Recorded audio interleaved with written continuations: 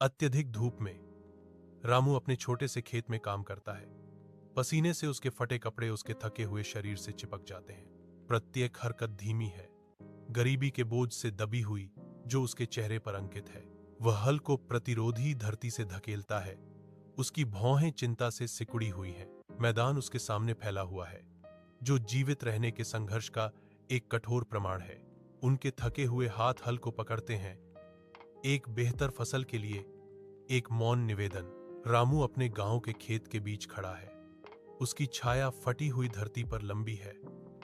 एक उजाड़ पृष्ठभूमि के खिलाफ एक अकेला व्यक्ति। उसकी निगाहें बर्बाद फसलों पर घूमती हैं। हर सूखा तना निराशा के मौसम का प्रमाण है। हार उसकी चेहरे पर गहरी लकीरें उकेरती हैं। हर एक कठिनाई और लचीलेपन की सीमा तक परीक्षण की कहानी बताती है। एक मौन प्रश्न हवा में लटका हुआ है।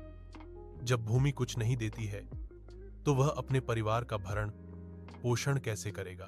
कठोर धूप में रामू एक नए गांव में एक मजदूर के रूप में काम करता है। उसकी आकृति निर्माण स्थल के खिलाफ स्पष्ट है। वह जिस पत्थर को उठाता है वह उसकी सहन शक्ति का प्रमाण है। उसके परिवार की खातिर एक भारी बोझ।